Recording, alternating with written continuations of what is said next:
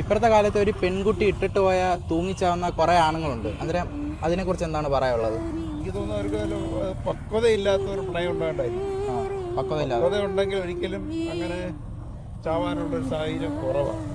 ഒരിക്കലും ഒരു പ്രണയത്തിൻ്റെയും പ്രേമത്തിൻ്റെയും പേരിൽ ഒരിക്കലും ഒരു പുരുഷന്മാർ പോലും ഇങ്ങനെ ആത്മഹത്യ ചെയ്യാൻ പാടില്ല. പ്രേമം എന്ന് പറയുന്നത് പ്രഥമ ദൃഷ്ടിയാൽ ഒരു വസ്തുവിനെ കാണുമ്പോൾ നമുക്ക് പ്രേമം തോന്നുകയും പതുക്കെ അത് പ്രണയമായി മാറുകയും പിന്നെ അത് സ്നേഹമായി മാറുകയും ചെയ്യും. ഇത് മൂന്നും വെവ്വേറെ കാലഘട്ടത്തിൽ തിരിച്ചറിയാനുള്ള കഴിവുണ്ടെങ്കിൽ ഒരു പ്രേമവും ഒരു സ്നേഹവും ഒരു പ്രണയവും ഈ ലോകത്ത് നശിച്ചു പോയിട്ടില്ല.